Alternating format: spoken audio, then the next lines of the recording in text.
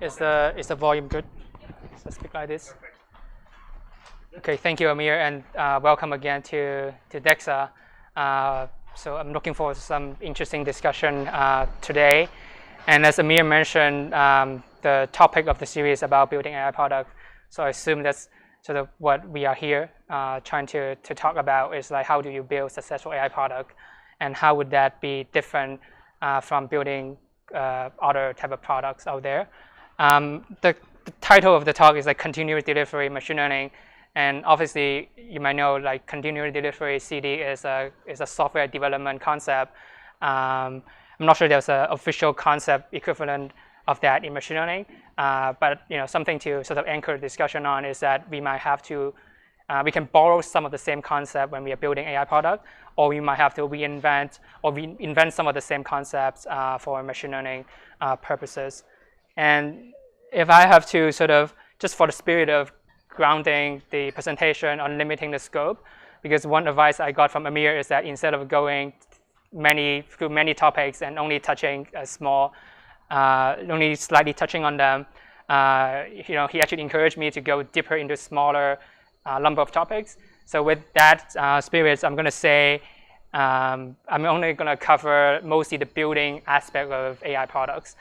However, I do want to acknowledge the fact that when you think about building a successful product, same thing with building any kind of product, it's very important to figure out a good problem they want to solve with real business need and customer need.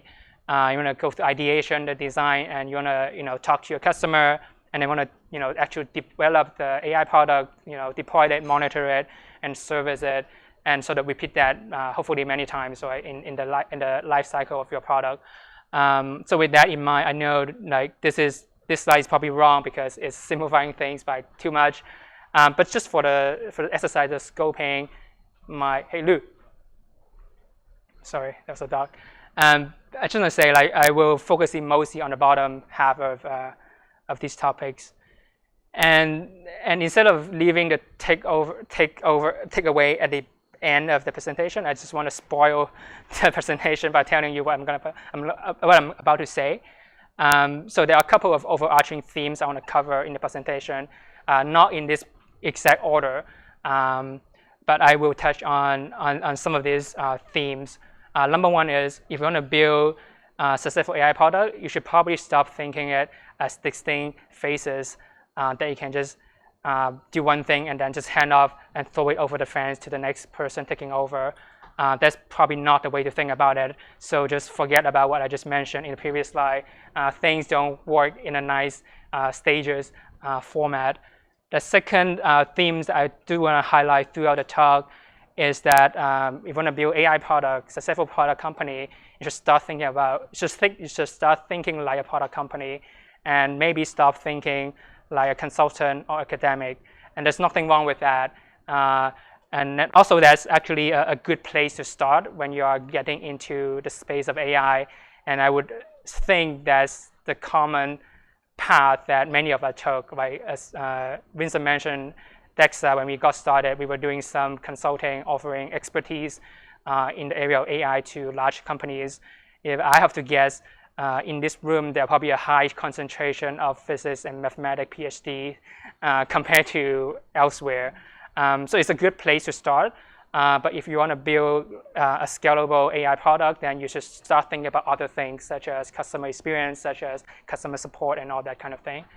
The third sort of theme is the repetitive tasks that you have to do are often error prompt, suck the soul out of you, boring, and not scalable. So please, we should find a way to get rid of them. And lastly, as I'm going through some of the problem, if you feel you don't think those are like painful problems just yet, people have been doing machine learning for years. They are just fine without paying attention to some of these problems. That's because some of these problems will only get way worse if you have more advanced type of models, such as deep learning models, and for instance. And you kind of trust me that like, some of these things will get way worse as you go along. So you might as well do things right. Let's get into it. So the first thing that I want people to think about is, so what does it actually mean when we talk about product in the context of AI product? And it is not an easy question to answer because product means very different things in different industry, right? If you think about traditionally in consumer packaged good, for instance, product means like physical thing that people invent once and then build many, many times and then sell many, many times. And then they make iteration on that product maybe once a year or almost never if you think about like Coca-Cola, for instance, right? And then in professional services, for instance, in management consulting, often they use product to mean, let's say, an Excel model, like a framework of solving a problem that they can use to take it to a different company to solve the same problem over and over again. They need to do a lot of customization of that, but that's sort of what they do. And in the area of technology, right, if you think about the best example would be, let's say, Google search engine. It has characteristics that's very different from the other product. It comes in the form of information, first of all. It is highly scalable, it's highly reliable. I don't remember the last time Google search engine was down. I think I maybe experienced it once in the last 10 years. That's how reliable things are. And then the interesting is it gets better almost in a continuous manner. So they do it through very short iteration cycle, doing small and safe increments of improvement to their product. So maybe as we are talking right now, some engineers in Google in San Francisco office, which I assume they're still working, might be just committed a line of code that make a small improvement to Google search engine. They committed it, and then they do QA in an automatic fashion, and then that get rolled out to maybe 0.01% of the population. And then based on the result of that, they rolled out to bigger population, or that they roll it back to the version that we had before we started this presentation. Right, so it's really nice, and it's really what sort of enabled them to iterate and innovate in a much faster pace than people in other industry. And if we think about sort of product in AI product, sorry, go ahead. I just wanted to bring in a perspective when you're talking about AI product in professional services. Besides the actual model, do you think that the AI skilled workforce is actually the product, because it's that what they are actually selling and not the... It is, yeah, it is. I think one of the thing I'm going to mention is if you think about AI product, the AI product is not just the inference result of your model. It includes customer service, it includes the way you build that, it includes how you optimize that, and even includes how people understand your models, right? Those are all part of a product. Just as in when we think about technology product, we don't just think the app is a product. We think about the product as a holistic package that include all kinds of benefit that it gives you and allow you to actually use it to take something out of it. Yeah. Okay, if I can continue. So my argument here is that if you think about AI products, you should think about it more like a technology product than, let's say, a consulting product, because that's what really allow you to extract value out of it. And when people, including people in the tech industry or in the build product, what often they end up doing is they start with some kind of POC and then scale that out into a full-fledged product that is scalable and nice, as we just described. Right, so if I pick a non-AI example, let's say, I assume people know what Wealthsimple is. It's an amazing app. There's a robo-advisor kind of application. The first prototype of it was actually an Excel spreadsheet that the founder made and then sent it around to his network. And then people actually input their information, and then there's some logic that output. There's an output tab in the Excel model. And that is the first POC, if I may, for Wealthsimple. Well, it was good because that person, they validated there was likely going to be a market. It likely solved some customer pain, right? But since then, they sort of move away from Excel model, as we all know. Now it's this amazing app, award-winning UX. It managed $5 billion for almost 200,000 people, right? So one stupid and trivial question is, Like, why did they move away from Excel spreadsheet? It might sound like a stupid question, but obviously we know the answer, right? It's the Excel spreadsheet is not, well, it has terrible user experience. It's not scalable. You cannot just send an Excel model to 200,000 people. And then it's hard to improve on, because if I have a newer version of the Excel model, do I need to send it again to the 200,000 people and ask them to delete the old version? If someone is having some trouble, it's almost impossible for me to know why. And for me, for Wealthsimple to fix that issue for them. Right? And because of that, right, they have to get out of that POC land. Now, that might seem like a too simple of example, but it's actually happening also in the field of AI. Whereas when many companies, they are doing, trying to build an AI product or trying to do some AI initiatives, they often get stuck in the POC stage. And you might ask, why is it bad? And the same reason that you cannot build $1 billion business with Excel spreadsheet. You cannot build $1 billion business with a pickle file of your model. Because the same reason, terrible experience, it's not scalable, it's hard to improve, it's hard to problem solve for the user. So we need to get out of that. And on top of those issues, there are reasons that are machine learning specific that makes it hard to build AI products. And just to name a couple, actually there are 4 here. The first one is that in machine learning, there's this dependency between code, model, and data, right? And it gets messy really quick. They're all done by different people, and then changing at a different rates at the same time, depending on each other. Right? You might have a data engineer that are building data pipelines, some code to create some data. The model trainer, use that code to create some model. And then they change at a different rates, and then they have to toss the model over the fence to the engineer to actually put it in production, who might not understand where the model came from, and they might have to recreate the same production data pipelines just for the sake of putting things in production. Right? So things get really messy really, really quick because of this code data model dependency. Second one is that machine learning is often non-deterministic. I would say it's non-deterministic in the sense that you don't know what's the best way to do machine learning unless you try a bunch of things. So you have to experiment. Third one is that is especially true for some of the more advanced models. They are really, really sensitive to changes in real life. Changes that could be due to things that are outside of control. Maybe your customer are shifting their behavior, or things are happening within your organization. Maybe people managing a database are using a different schema, a different way to clean a data set, and different way to do ETL. So that all affect the performance of your model. And the last one is that, as you know, the machine learning is kind of feel like a black box that give you a bunch of numbers. For people to actually action on it, it's actually really hard because it's just a number, right? What am I supposed to do with a 0.98% chance of something happening, right? It's really hard to action on it. So that's quite unique for machine learning as well.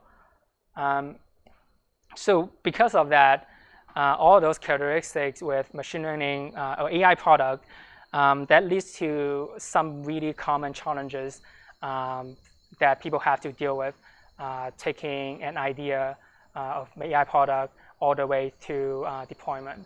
So I'm going to share a couple of things, and I would say for every single bullet points here on this slide, DEXA as a company got burned by every single one of these. Personally, myself got burned by every single one of these challenges and obstacles. I've lost many sleeps, probably lost a lot of weight because of that. So it's definitely real pain. So when we think about what you have to do during model development, the first issue, as I mentioned, is because machine learning, you have to experiment. So managing experiment is actually not trivial because, either you experiment in large scale, like running hundreds and thousands of experiments, and which is something that some of the highest performing teams out there do, including maybe ourselves, if I can say that. For, let's say, a use case, we don't know what type technique, what type of model, what type of parameters would work. So we end up trying many. We end up running hundreds and thousands of experiments over a period of a couple of weeks, and then look at it and figure out what to do next. And managing those become really hard because if you just grab one version out of 1,000 versions of the model, you need to figure out what did you learn from it, what you should do next, and all that kind of stuff. And then to make it worse, sometimes it's not trivial to recreate what you did weeks ago. Maybe you get this nice model, but maybe you're using a particular version of data set, a particular version of code that you already lost track of. And if you don't want to do things in a very scalable way, you might end up testing things in one thing at a time, doing really slowly, similar to how sort of you would do it in a lab environment. You have 2 test tubes, one experiment A, experiment B, and see which one comes out better. You do that kind of approach. Obviously, it's more humanly manageable, but the drawback is that you end up not covering a lot of possibility and end up maybe having a model that's not as good as you can get, right? The next one is on collaboration, particularly if you're doing large-scale experimentation. We always joke about this. It's like the buzz factor for modern data science team is really low. It's like 1. And buzz factor means if I get hit by a buzz tomorrow, that just means the end for the project because code cannot recreate what I did, cannot figure out what I did and figure out from my thing that I did, figure out what to do next, right? So for many teams, the buzz factor is really low. The last thing maybe I would mention is I would say the customization trap. I would say maybe that applies more so to large enterprises, where often what happens is they have a customer segment, so they do a POC, building a model to solve a problem for one particular customer segment. Let's say they spend 5 months doing that. It would take them another 5 months to scale that, to transfer that to a different population, right? And then another 5 months maybe to do it again. They would take another 5-month project to scale it to other area of the business. So people are building model not in a way that is scalable and transferable, which is not ideal, right? And then when you think about product deployment, there are also some issues. So when you just think, okay, you're done model development, you have a nice model, it looks good on paper, you think your job is done, but usually that's when that nightmare really begins. First of all, probably people like Ko, who's an amazing engineer, going to take my work and put it in production, and then they're going to try to recreate my work, and then chances are you cannot recreate what I did 2 months ago. I need to look at my code and figure out I have a bunch of bugs in my code that don't really make sense to make it into like a production-ready code. So Ko, someone amazing engineer, end up building, like recoding my training code and recoding my inference code, reinventing the wheel, spending a lot of time on that. Second one is, one thing that is for sure will happen is there will for sure be inconsistency between your dev environment and your production environment. That will happen for sure, including your data set. Your production data set will be different from your development data set. Either someone screw up, change it after the fact, or but just when you're building a model, things already evolve. Customer behavior already evolved in the 6 months window that you were building the model. And the last one is often, unless you're talking about some of the best tech company out there, there isn't a scalable, standardized way to put things in production, like to deploy things, deploy a model. So what people end up doing is building their own Frankenstein way of deploying a model for a project, and then for the next project they would build another Frankenstein, and you have 5 models in production. That means 5 Frankenstein model one in productions, and nobody really understands how to work, and it's really hard to swap something out and swap something in. And then after you put model in production, right, there's a long tail of issue you have to deal with. Something that I would never imagine before starting working here at DEXA. Your model might be good for a couple months, a couple weeks, and then they start to degrade because population shifts, the concept start to drift. What that means is the relationship between input and output start to be different. You have broken data pipelines, which is maybe more frequently happening in larger enterprises where there are many different stakeholders. All of them are changing the way they do things, not knowing that maybe your model is dependent on a particular type of data set. And because of that, often issues go undetected for months.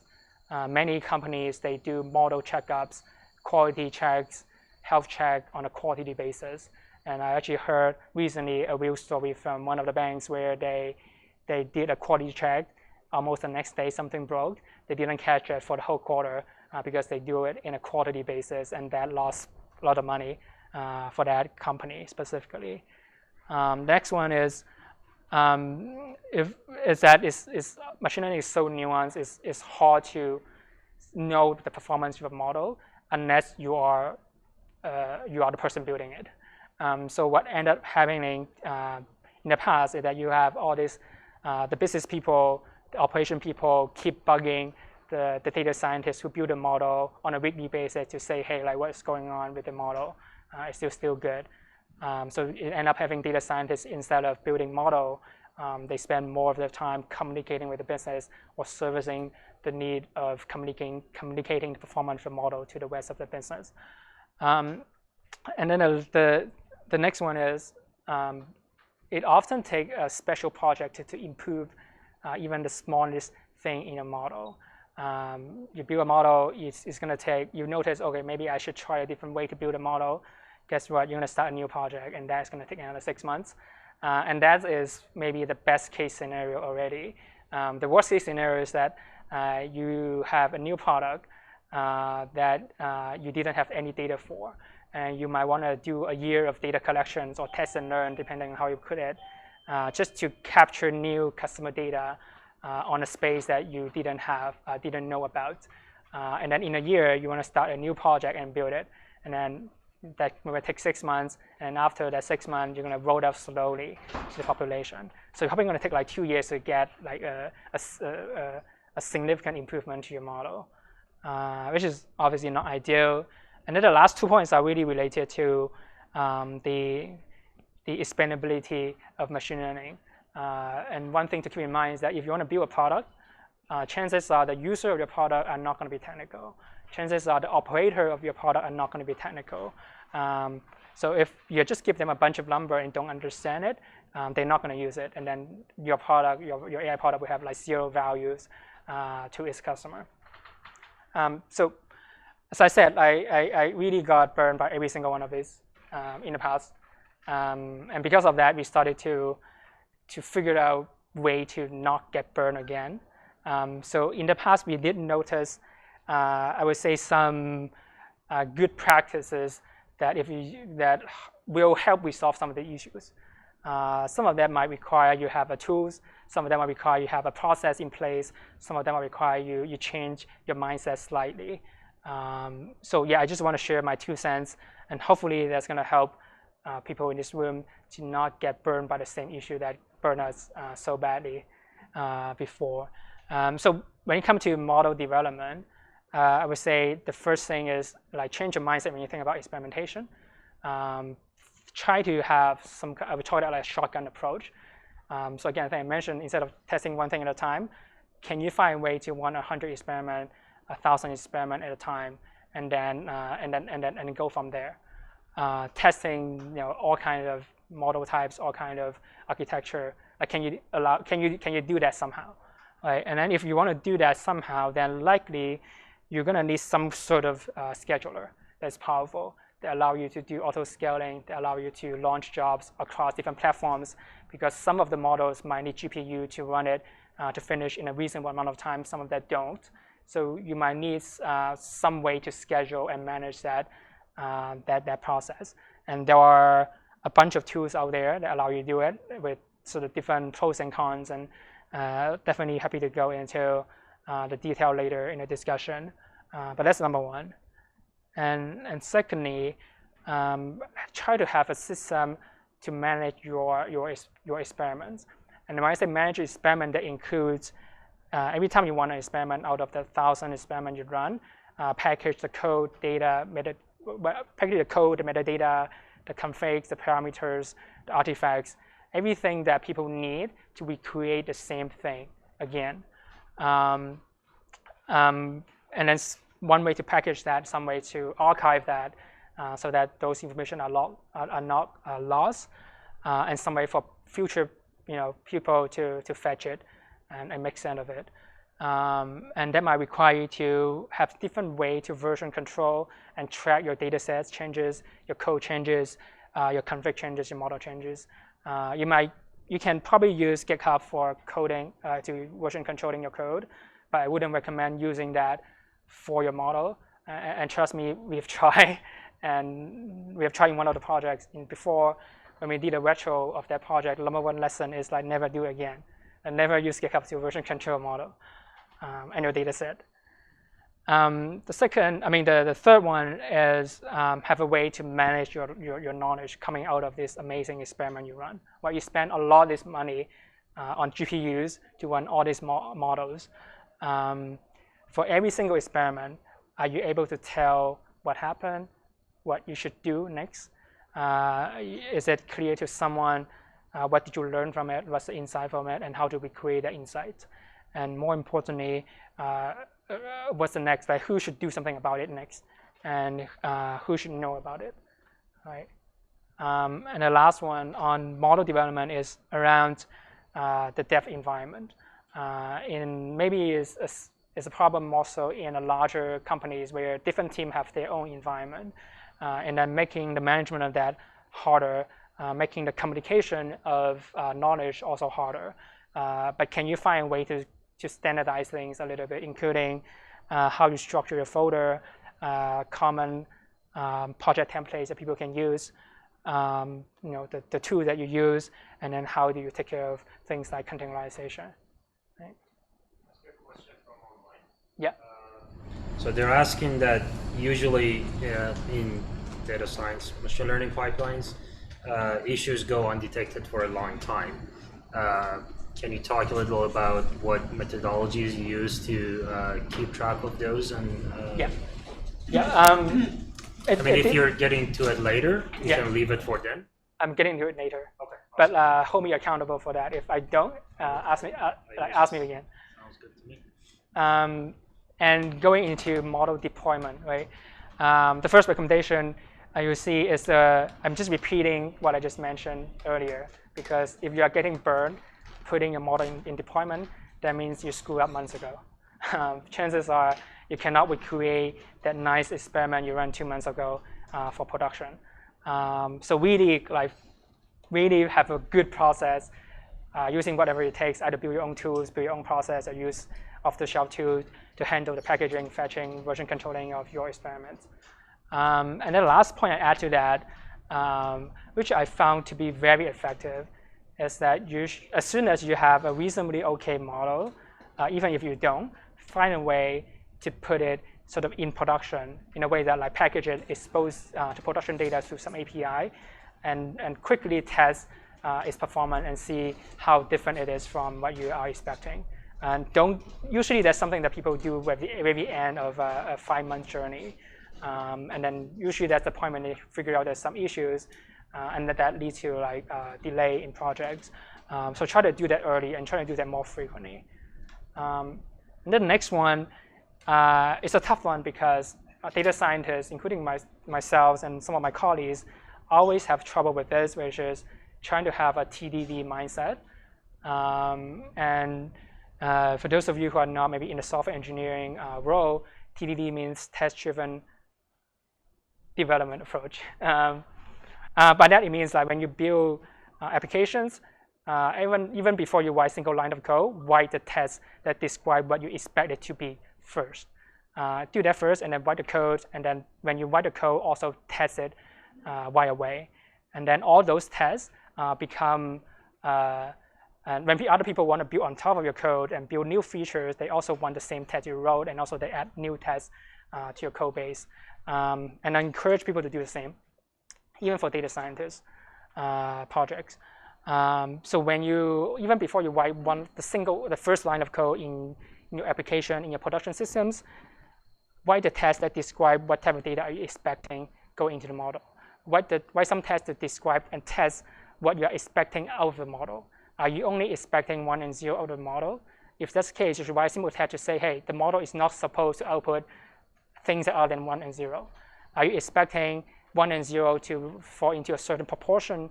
If so, write a test to describe that, and to do that early instead of do that at the end or even don't do it. Right. And the last point on model deployment is on can you do this whole deployment process can you repeat this quickly?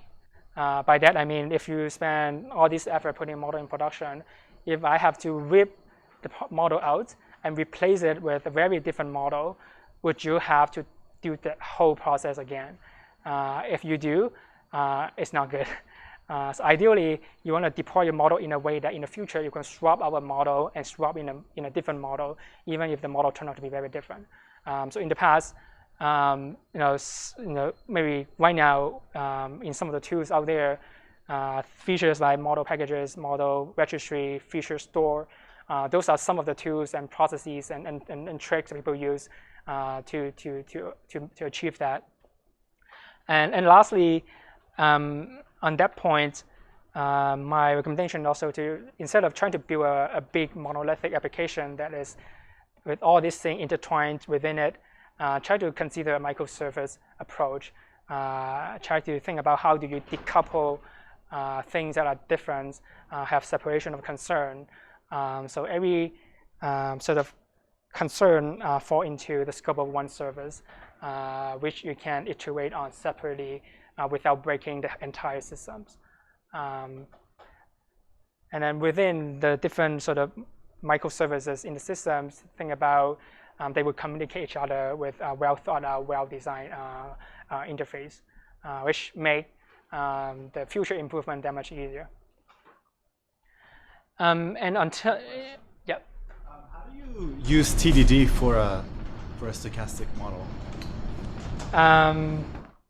It might be hard. It might be hard. But you can say that again. Well, how do you use TDD for stochastic type of model? I would break that into, there are things that you know must hold true, otherwise things will break. For instance, if your model is expecting a certain data set, and then if the schema is wrong, it's game over, it's going to break.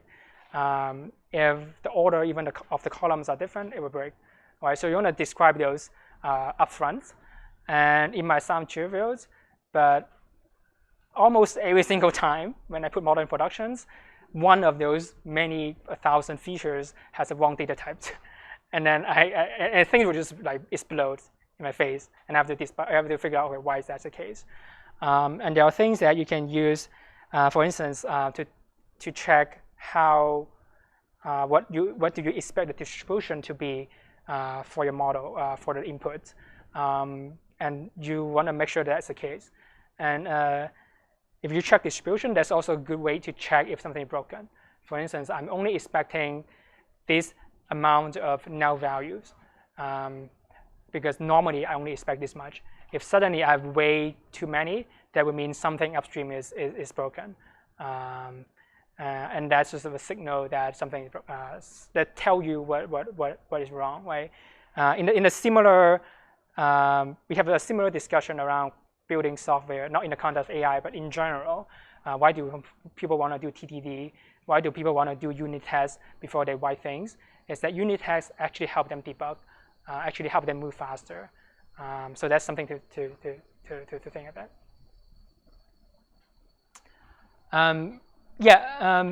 So in terms of post-deployment management, I think one question that was asked previously is that how do you deal with making sure that things don't go undetected for months? There's no simple answer to that, but the takeaway is that you should monitor things and then try to find some tools to help you monitor things in a granular manner.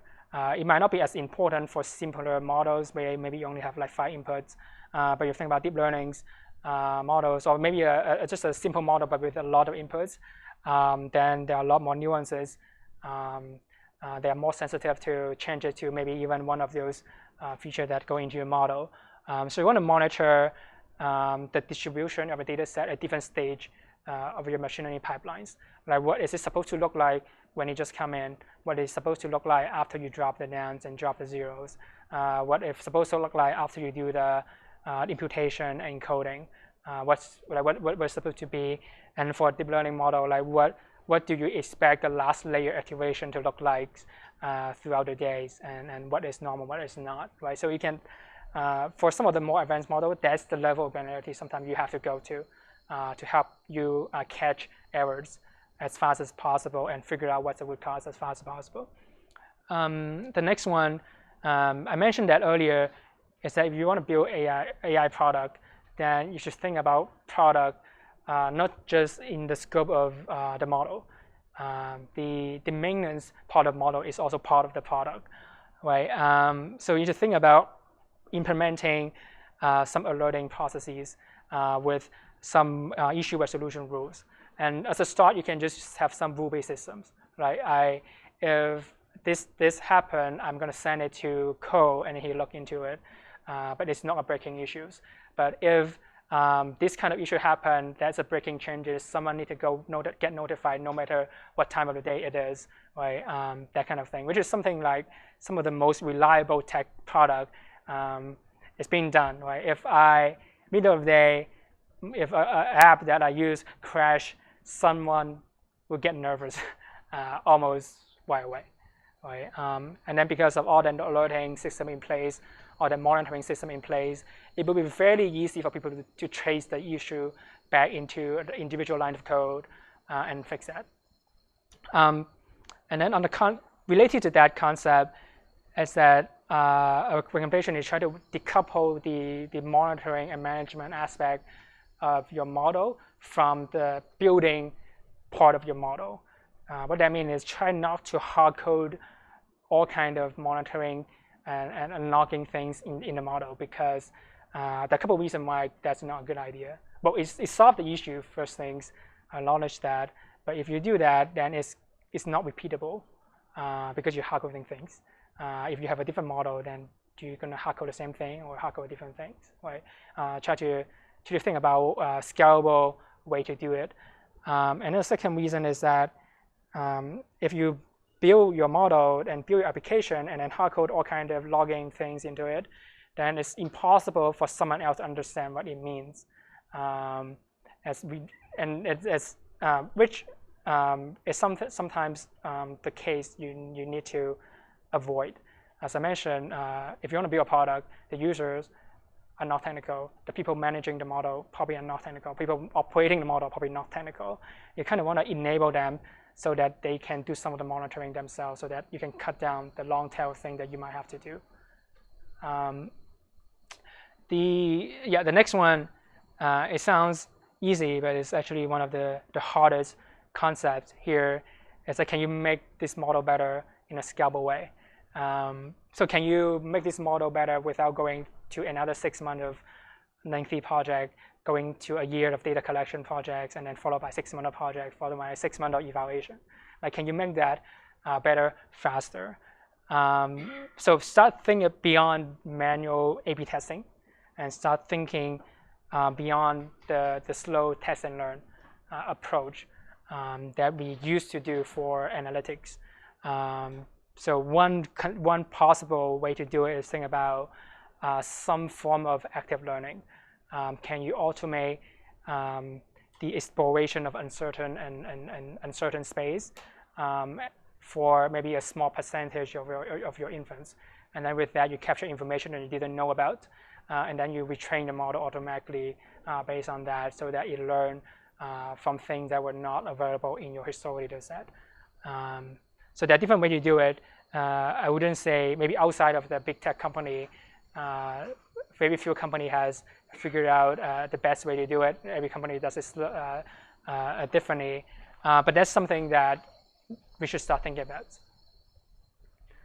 The last one, I think as I mentioned, right, the user and operator of your machine learning models, your AI product, are not going to be technical. So make it actionable, valuable to them. And there are different suggestions I would do. And in the past, that I found this thing to be quite useful. One is layer on strategy.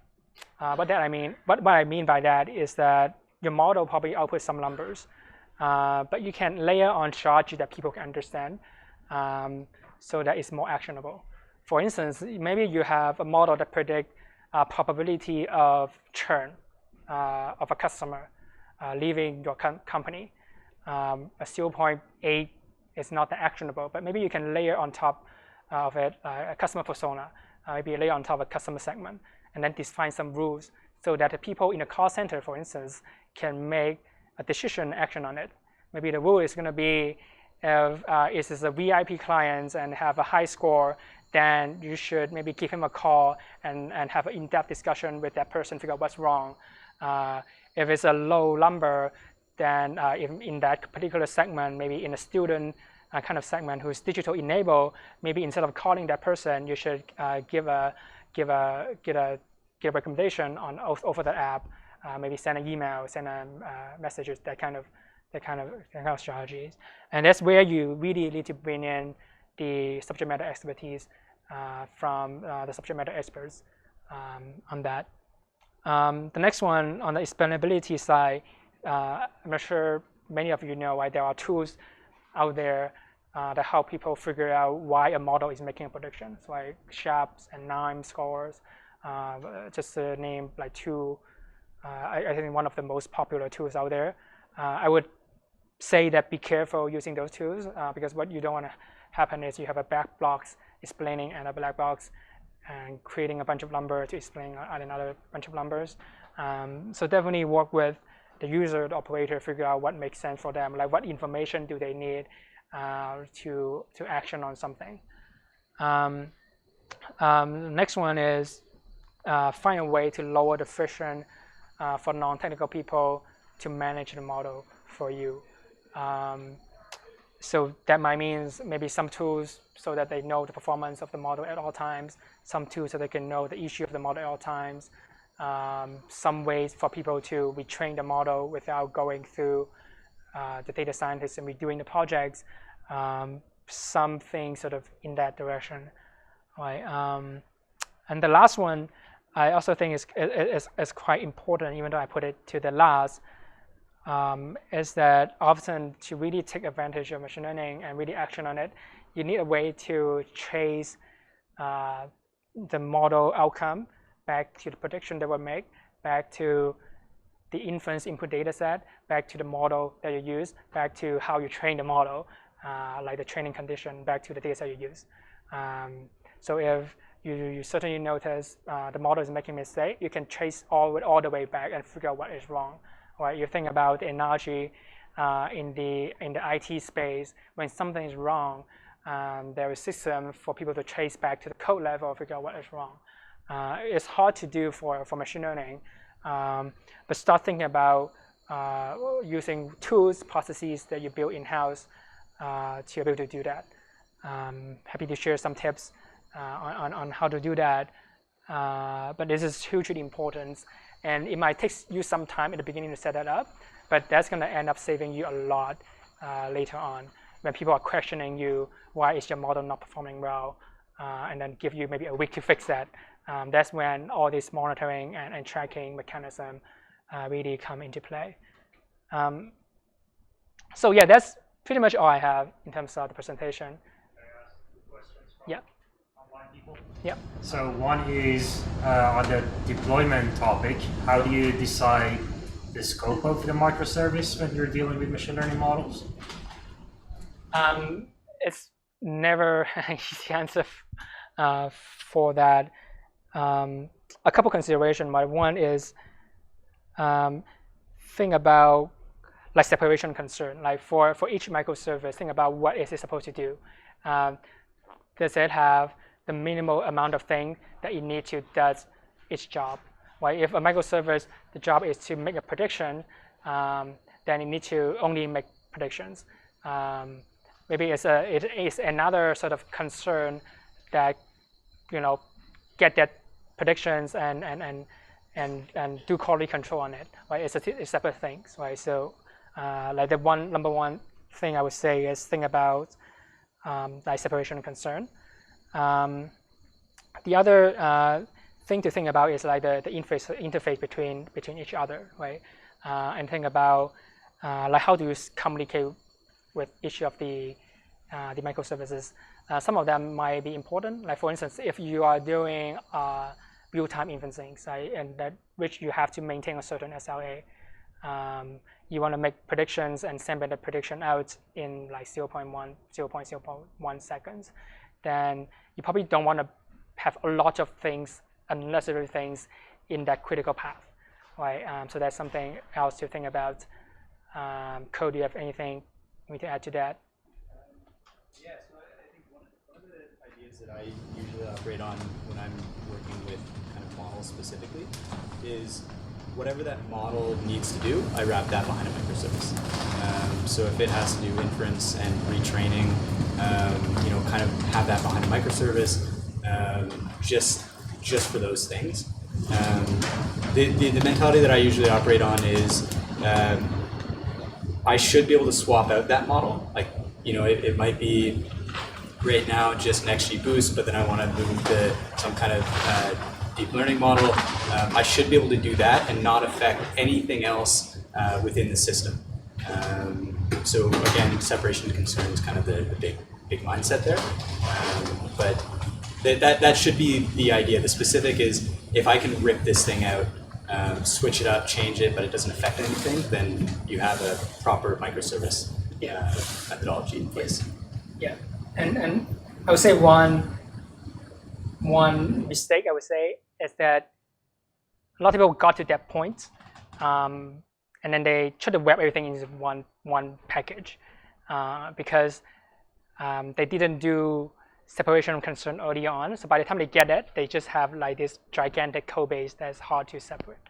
At that time, they have no choice but having, instead of different microservices, but like have one macro service, if I may. So try to, maybe one thing I didn't mention is that when you build a model, when you think about designing, think about building a model, actually when you're developing the model, keep that in mind. Think about production from day one, the thing that we always encourage people to do. Yeah. Okay. So the second question is, on the topic of post-deployment monitoring, Yeah. There are traditional application performance monitoring tools. Yeah. Where do they fail and why do you need to think about new things? Yeah. Good question. Before I answer the question, I do want to maybe for people in the audience that don't know much about APM, with the context. APM, a set of tools that people often use to monitor the performance of their IT applications, from database all the way to my apps that people use. So whenever something happens, they have a way to track that, to understand that, and then to fix issues very quickly. And I didn't mention it when I described this, but decades ago when we first started to do software development, I mean not me personally, but people started doing software development, they hard-code the monitoring bits within the applications. And then slowly people figure out that's not the best practice. People want to decouple that. And that's when people start to build companies that only focus on doing APMs so that people can build their application without having to worry too much about the performance management aspect of it. So there's a little bit of history of APM. And for machine learning applications, traditional APM doesn't cover many things. They might be checking, let's say, the fact that they might have a stronger emphasis on how much resources they're using. Are you returning a request in a timely fashions, which used to be the number one concern for many IT applications. So they're very good at checking those kind of things. But for machine learning application, often you have garbage in, garbage out. And then the garbage coming in don't look like garbage to you because they are just a bunch of number. They have this white schema, they have the white data types. They just have a slightly shifted population. Right? So those are kind of things that machine learning, APM tools were not designed to do. That said, you might still want to use some APM tool to monitor things that they were good at. For instance, how long does it take to respond to a request? How much resources are you using? Are your app failing more often because of a model? That kind of thing. Right. Oh. Any other questions from the audience? On the topic of APM, are there any APM vendors that you strongly like? And can you speak to any APM vendors that you've replaced internally through building Atlas with your own stuff? I wouldn't say me personally. I would say what I've heard from people. In the context that I've talked to people who are, I would say, in the small, medium business that are heavily using machine learning in their product. So those tend to be people that have a more modern infrastructure. One thing that I heard multiple times is people use Datadog and then build logic on top of Datadog. So they might have Datadog to gather all kind of metadata and then write their own code to do the average of all the metadata coming in and then do the distribution of all the thing coming in. Right. So that's, I would say, one approach. I wouldn't say that's my personal favorite, but that's a common approach I've heard from people that are doing machine learning a lot. Yeah. And if you're allowed to say, maybe tell us if you can't, but were there any vendors that you guys built around or that you started with that were critical to your operations? And you're like, there's a much better way to do this. We're going to build a better mousetrap internally. Short answer is no. The reason being is that, at least based on some of the large enterprises do, they just don't monitor. It's not like they're monitoring the machine learning model, but not good enough. It's like they're just not monitoring it. So that isn't a good base to build on top. Or maybe they monitor it, but every group build it differently. So the answer to the question depends on which sub-department I'm talking to in some of the largest company out there. Right? Any other questions?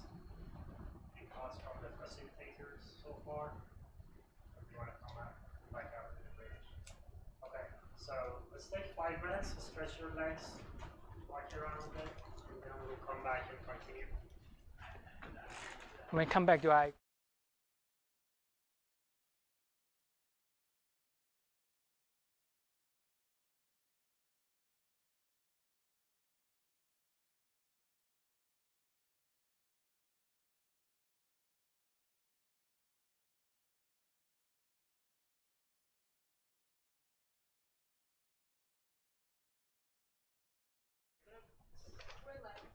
Oh, you're live. Okay, sure.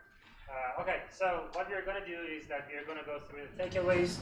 Alan is going to walk us through what we discussed, and then we'll pass it on to the facilitators to talk about the discussion. Yes. And you yourself, so ask many more questions. I think I turn off. Or you turn off the mic. Okay, again. Go. Okay. So actually, I showed the 4 takeaways at the beginning of the presentation. I stole my own presentation, but it's the same thing. Same 4 things. Number 1 is when you think about machine learning development and deployment and building AI product, stop thinking it as distinct phases, because often it's so messy that you have to go to different phases all the time and iterate frequently. Number 1 takeaway. The other one is you want to build a successful AI product, think like a product company, but not as a consultant or academia, even though that might be a starting point, because of all kind of scalability issues, kind of customer experience issues. Third one is if you find yourself doing the same task, like the same boring task twice, find a way to automate it out of existence. The last one is some of these problems will get exponentially harder to solve once you get into more advanced type of machine learning models. Yeah. Any last questions? I was wondering if you could say that you should start with doing a market study just to see what product is actually not very prevalent in the market, and then start from there, because if there is something which is already in the market, it would be much more difficult to replace than starting something new which is not there already. I mean, you could always bring the pricing advantage, but do you think that would be something you could mention in terms of developing the product and in terms of seeing the direction? If I understand the question correctly, right, I think even before you do all of this, right, often people do is like you do the ideation, you figure out what to build, and you figure out what similar products are already out there. Actually, that's similar to one of the discussion points. Is think about like what is success and failure, and think about what is good enough for the customer. I think actually that's something that Christopher bring up for our discussion. So that's something to think about. Right? Is there already an existing product out there? Are you like what's your differentiating points? Are you having a better access to data that the people already doing it don't? Therefore, you're able to train a better model, and it's like performance your what you're going to differentiate yourself against the competitors, or is it something else? Or is it going to be a better user interface, or is it going to be a better go-to-market strategy? And that sort of all make it difference. And it's probably more nuanced also, I would say, in the B2B space, just because in a large company, a large enterprise, you can probably sell a product to the executives who really don't care too much about user experience, but care about how much money it's going to save me. Or you could make something lightweight and sell it to the practitioner who probably don't care about are you going to save them $1 million a year, but they care about is it easier to use, is it more flexible for me, and how does it fit into my workflows? So I get the quick answer is that it depends really on and think about how you want to differentiate yourselves for your AI product. Christopher, do you want to talk to that point too? Because I know you were very passionate about this topic. Yeah, sure. So I would just echo what you said, that you really have to think about it. I give the comparison of a car. Your model is the engine, and engines are absolutely a very important part of cars, but a car with a great engine and everything else mediocre is not going to sell well. Nor is an engine even like the single thing you should focus on. Like, you just have to think about the entire product end to end, including all the other stuff, go-to-market and all that. The other one I think I would also echo on is the successes and failures, in the sense that I think a big challenge that businesses and customers of all type face in adopting machine learning is that machine learning systems are probabilistic, whereas the software executives are used to thinking about is deterministic. So they're used to thinking, if it breaks, I get an error code and we go down, versus we flash crash and sell all of our stocks and lose a ton of money. But like, there's no error code, it thinks it's doing great. So just really understanding in detail before you start building your model, and I think this speaks to your test-driven development point, which is excellent. How good does your model need to be for users to accept it? There's a difference between Netflix, where if you get the next movie I should watch recommendation wrong, it's no big deal, and Siri, where you get a few words wrong in my 20-word text, and I'm going to think this is a completely useless tool and never use it again. So understand that and build that into your development from day one. And then similarly with failures, think about what failure can look like and understand what your users' tolerances are to those potential failures. And as you are thinking about how to turn your model into a product, think through what the implications of a failure will look like, how you will test for them, gate against them, detect them early, all the things that we talked about in the presentation. But I would add that layer over product, and then think about it product from a successful side and product from a something is not working side. Cool. There was a question back. Yeah, what do you think about these data science frameworks? Like there's ChrisDM, Team Data Science. Microsoft has one. It's called TDST, I think. Have you ever looked at those? Not personally. How about you, Go? Do you? Not the data science specific frameworks. Yeah, but I will add to that maybe slightly different angle is that every organization might have their preferred frameworks. So that also maybe is applied to us. We are building tools for organizations as well. So one challenge that we often have to think about is everybody have their own preference of doing things, and data scientists are a group of highly intelligent people that have strong opinions on different things, and how do you build things that's lightweight and flexible. So maybe as a recommendation on that is when you think about using different tools to solve some of the issue we think about, try to think about in how, like, does it take away your job, or does it automate it for you, or does it help you do part of the job better? Is it intrusive? Do you have to change the way you do things completely, or is that something that you can keep doing what you're doing, but you can sprinkle some nice functionality from all these framework, all these tools on top? So I would pay extra attention to that dimensions when you think about different tools. One of the things I'll bring up as well is potential lock-in. Yeah. So there's lots of times we've gone into enterprises and they're using a specific tool and they can't really get out of it. All of their previous stuff now relies on it, and even if they're now trying something new or they're moving towards something new, they can't really leave that ecosystem that has been created. If you can avoid that, that would be great. Obviously, there might be certain situations and certain circumstances where you can't really. And in that situation, I would recommend trying to isolate using that environment for that specific situation rather than trying to conform to it across all, and isolate that as much as possible.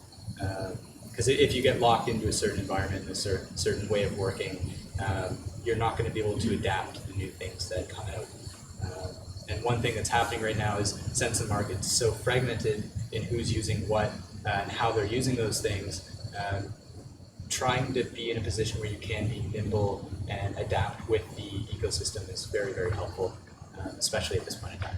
Yeah, echo that. Like think about this way: if you use some kind of tool that log you in, so that you can build a model, but the model is going to get packaged into this special extension type of file that you can only open it with their code or with their platforms, and you kind of don't want to be in that situation. Right? It's impossible to build on top of it. So it's something that I would watch out for.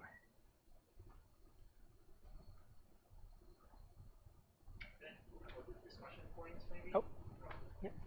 I had another question. Somebody else is asking. Yeah. You say if you start doing something more than twice, automate it out of existence. I mean, I've heard that advice obviously a lot in software development. In data science, though, often you find that takes you down a rabbit hole. You try starting to automate something and it ends up becoming more a bigger thing. Do you have any strategies or techniques about when you decide it's enough? I think it's somehow tied to what I just talked about. I think what we just talked about is there are tools and platforms out there. We call it auto ML, right? Which is sort of like automate everything. Right? It's like you have a nice CSV, put it on, and then it return a model, and then it's nice, right? And then it tells you that it's a nice model, and then that is like, to your point, like to the extremes, where you just automate everything, and it's not flexible. It sort of lacks the flexibility. So there's no like clear answer, but like when you think about, am I doing the same thing, the exact same thing twice? Right? Often is if you, for instance, you are experimenting with two different models, you want to apply some expertise and judgment on that. You're not exactly doing the same thing twice. You're doing slightly two different things twice. Then if that's the case, maybe it's not a good idea to just like automatically do that. But maybe the process of servicing those two information to you, maybe there's automation behind that you can do. So the high level, at least my opinion, which could be biased, is that don't fully automate things. Automate in a way that is flexible, that you still allow you to have control over it. and start to have you to apply your knowledge on it. Yeah.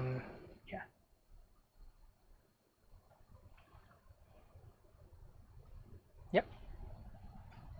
This last point says that advanced machine learning makes things exponentially harder. So, is there any way where you could still use the advanced machine learning, but your end result is still simpler and easier?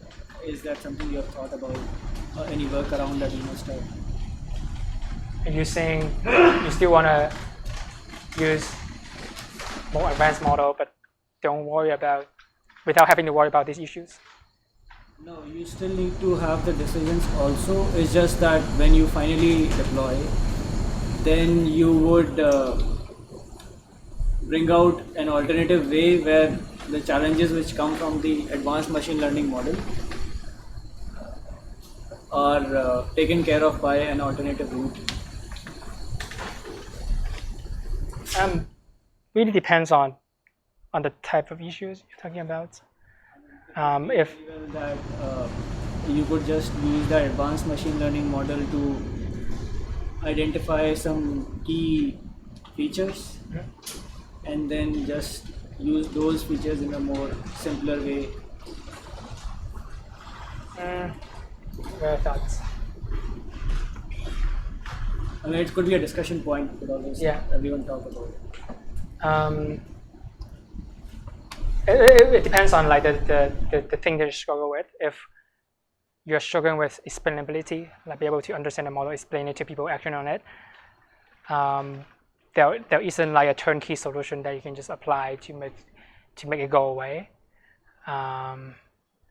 So I think it really depends. I think you can kind of break the problems into two kind of camps. One is kind of the ML problems, and one is kind of the infrastructure and development problems that you'll face. And I think the ML problems are definitely multiplied when you're going to some of these more advanced approaches, just like the non-linearity between some of the old-fashioned models and some of the newer models is obviously a big pain point. But even on the kind of infrastructure and software development side, like one example I can give is GPUs versus non-GPUs. A lot of the times inference is okay on CPU where the training is not. You have to use GPUs for some of the deep neural networks. But again, if you're getting more advanced models, you might need GPUs as well for the inference time, which means that you have to now take that into account within your environment that you're deploying it into. So I do think I don't think there's really a way to kind of simplify most of the problems.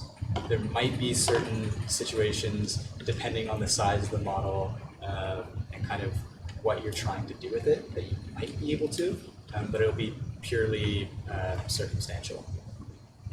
I think if you can figure out how to do that, that is awesome, and you will make a lot of money. Yeah. I would say, though, my experience has also been that advanced models do make things harder. Yeah. But the advanced models necessarily do better jobs than the simpler. And what I mean is, if you do the jobs in hard ways, we always get a better results. If you can do, I guess, if you're smart enough, you can always use the simple models, simple rules to work. Exactly. Right? Yeah. The neural network is not always better. Yeah. I think neural networks are definitely a tool that are used in certain situations. That's one of the reasons why we used to be called deep learning, and now we're not. Because deep learning is purely a tool that doesn't apply to. Can you speak up? I can't hear you.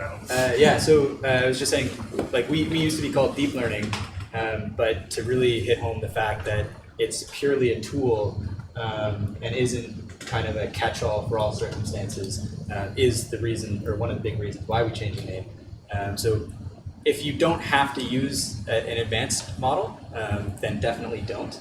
It'll make things exponentially easier. Yeah, I think I guess another aspect of this is the fact that it gets harder is not necessarily a bad thing, because at the end of the day, what matters is the ROI.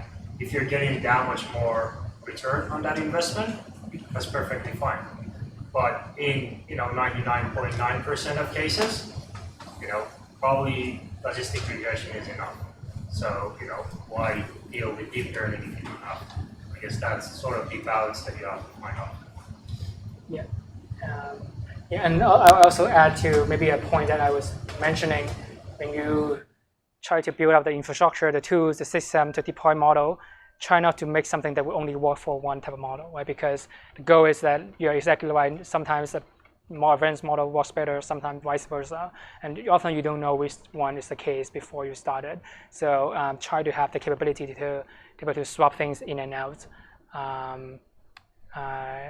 in a way that doesn't require you to repeat the project and like repeat the 6-month project again, right? Yep. So for data scientists, I think the tool of choice for coding is Python. So when moving to the deployment part or monitoring part, do you usually switch languages or do you try to find libraries that support Python? Every company has their own preference. In your experience, what do you think is? You always go with Python, even in a deployment, unless for some. I actually can't think of a situation where we didn't use Python actually in our experience.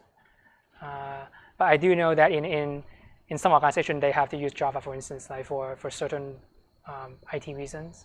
Yeah, but so that do happen. And which sort of make it more important to have a consistent way to package up a model. For instance, if you have a model, you have a consistent way to take a model and package it and expose it, make it into a microservice and expose it, then it's almost really doesn't matter what goes into the microservice. And then maybe you can, at the rest of the application, the system can still be in Java, but they're communicating through a agreed upon sort of interface. Yeah. So one of the things I'll add on is one of the times that we haven't used Python is when we're doing Spark-related things. I think it does become kind of a game of playing, when do I need to switch and add in a new technology? So if you can stick within the same realm of things, and if you have a very short period of time to get the whole project done, trying to stick with a consistent tool is very, very helpful. But in certain times you might be dealing with a just massive amount of data, and you might need something. Python's very slow for a lot of those things. But even then, as Alan mentioned, and I will kind of reiterate on, if you go with the kind of microservice or compartmentalized approach, you can have the entire model and its whole system within Python. That way the environment stays consistent from development to production, and then have the separate components in the required technology as needed. I would just add that these are questions that are good to think about as early as possible. You want to know at the start what your path to deployment looks like. Is Python a common choice for model serving? Python has very simple libraries to set up a RESTful server. So if you're trying to put your model serving behind kind of REST API, it's definitely doable. Like in a scale, so to build kind of the scalable side of it, you'd have to kind of put your RESTful server behind some kind of load balancing system. So that itself most likely won't be Python based, but there's tools to enable that.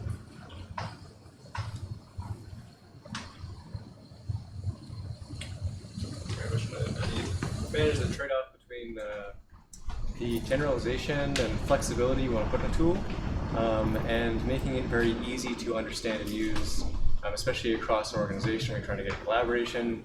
As you say, you're trying to get other people to become people who are using the tool and maybe even monitoring the models themselves, having interactions with them. I guess, how do you manage that trade-off? Is there any just general comments or thoughts?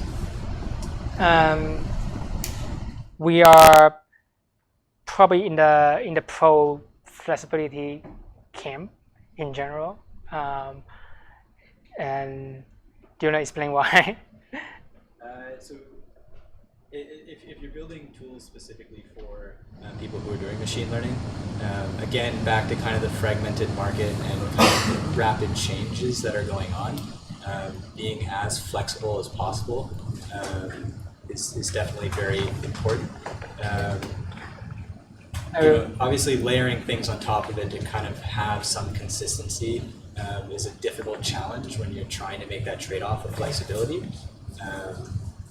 I would say it depends on the audience. There's no like silver bullet, but that I mean, if your target audience are data scientists or like heavy user machine learning engineers who are building things and want to continue to build things, and you might want to have something that's more flexible for them. But now there's another camp of tools out there who sort of want to make it easier for the I would say the citizens data scientists. And so those tools tend to have less flexibility in exchange of automating away more things for you. But for them, it's a calculated trade-off. They're okay with not serving the people who are looking to build an advanced deep learning model, but they're looking to service people who may just getting into data scientists. They already they don't want to deal with all these difficult things, and then they want to like have a taste of get to some quick wins, right? For us, we tend to maybe we are based on like sort of what we have done previously, and then internally we have people that are more advanced in machine learning, so that just require us to build tools that are more flexible, because they are never okay with us telling them what to do. I think a lot of this, like in terms of how to think about that question, for me it comes down to sort of traditional product management methodologies, in the sense of understanding the job to be done. That's a framework from Clayton Christensen that you can look up, but understand the job to be done that your product is trying to solve. Once you understand that, do whatever research you can to understand, like to the sort of user question, understand your users and what does, again, success and failure mean to that user group in terms of flexibility. Make sure you understand, and within that, make sure you understand on day one, who am I trying to serve? What is the job to be done that I'm trying to solve for? Understand the user requirements, pain points, definition of success, definition of failure as quickly as possible, and then build your minimum viable product to service those users, attack that job to be done, meet those requirements, get user feedback from real people, see how they actually interact. But you can read up on product management methodologies to sort of help you understand how to learn about, think about those questions.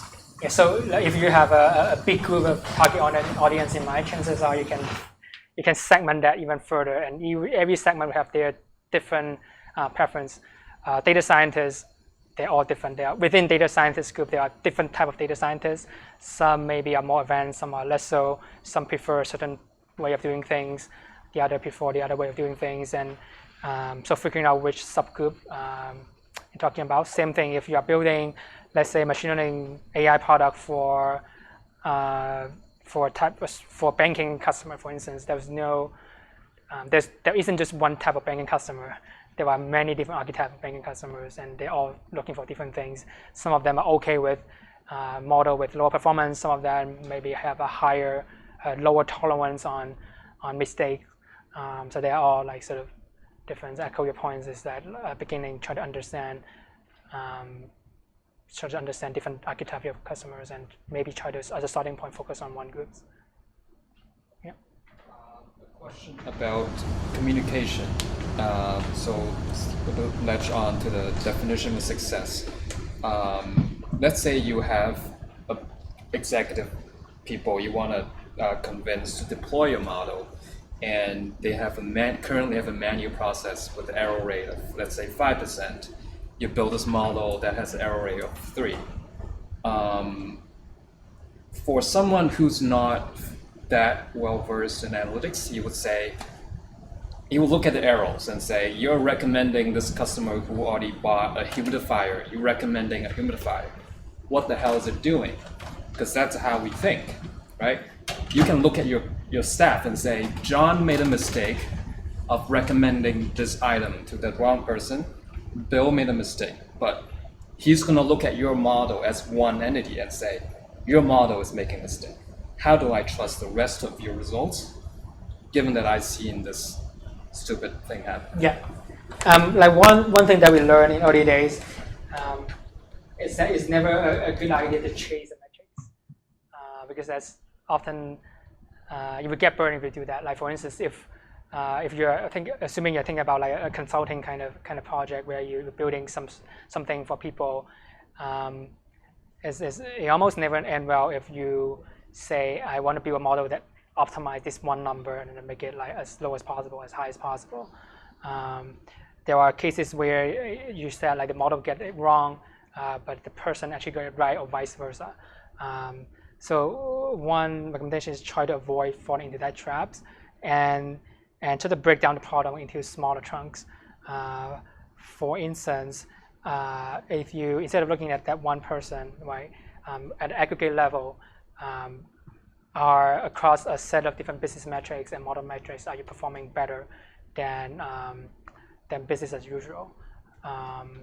And also highlight the other aspect that's not tied directly to the metrics. Maybe in a business usual way, people are doing things manually and it's not scalable, but likely things are gonna grow, right? Actually, that's maybe as a concrete example, right? We were working with one of the big asset management company in the world. So they have manual process in place to do quality control on people placing orders on their trading platforms. So we help them, use machine learning for that. Other than the metric itself, in that particular example, they're actually expecting the volume of trade to go up in the future, but there's no way they can hire more people as they have higher volumes. Actually, this kind of QA job is actually difficult to hire for because nobody want to do that kind of jobs.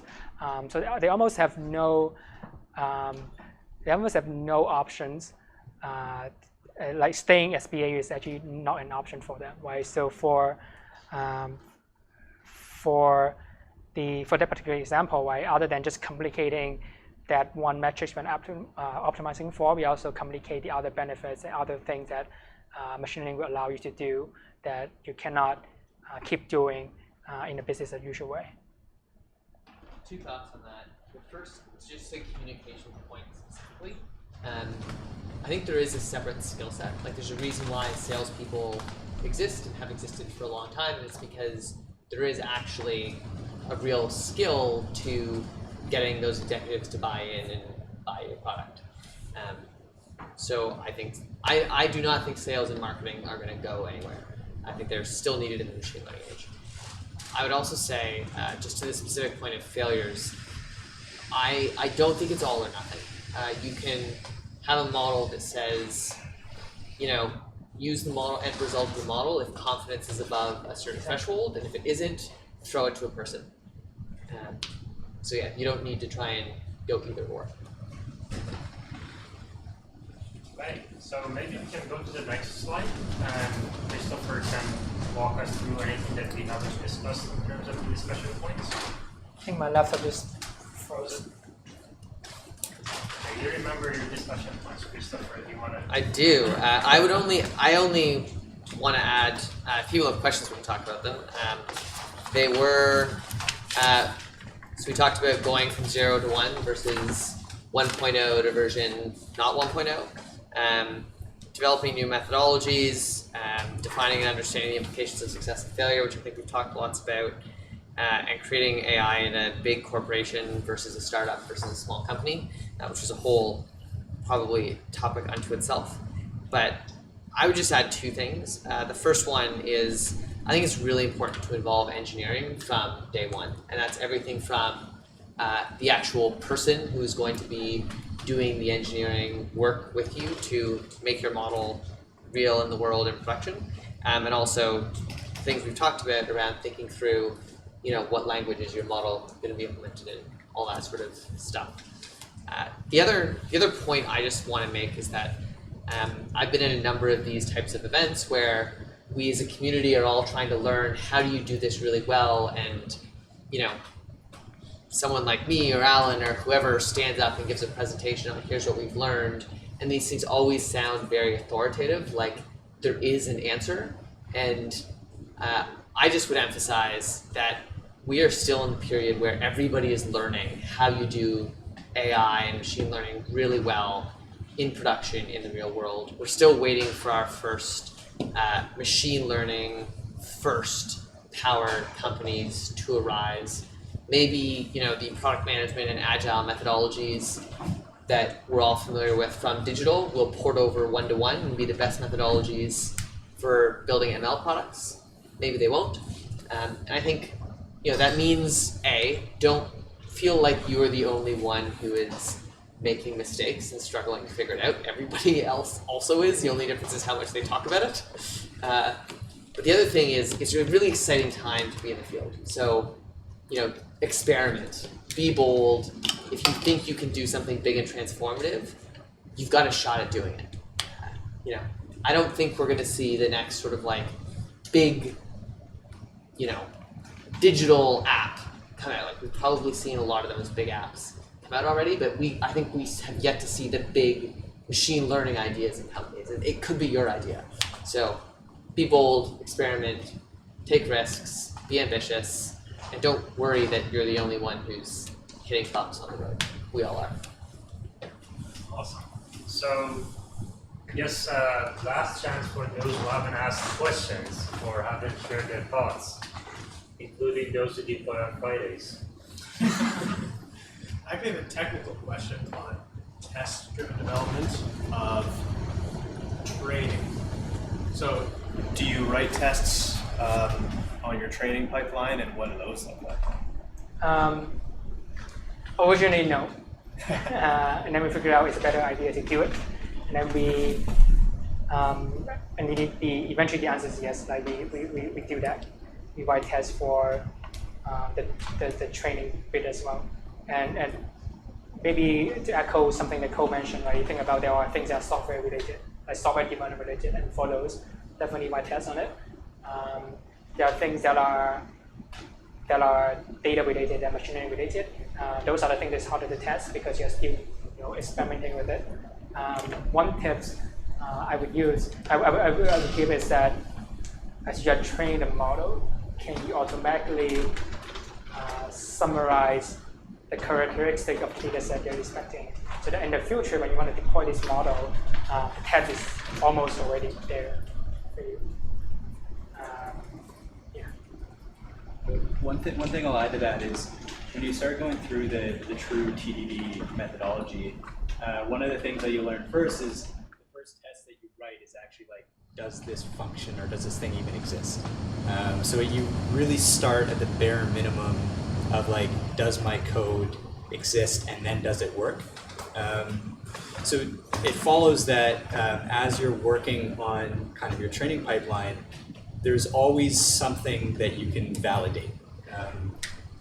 Obviously the stochasticity comes into play, but whether the data is the right shape going in and out, or whether there's certain values that you expect to see or you expect not to see ever, there's always something that you can validate whether your code is working in an expected way. The moment you think my code should do this, you can write a test for it. Yeah. So I guess what makes it hard for machine learning is that you don't get to that point from day one. From day one, you might be just running a notebook locally on some like random things, right? But to echo that, once you're at a point that you think I'm expecting something to happen, then we should write some tests.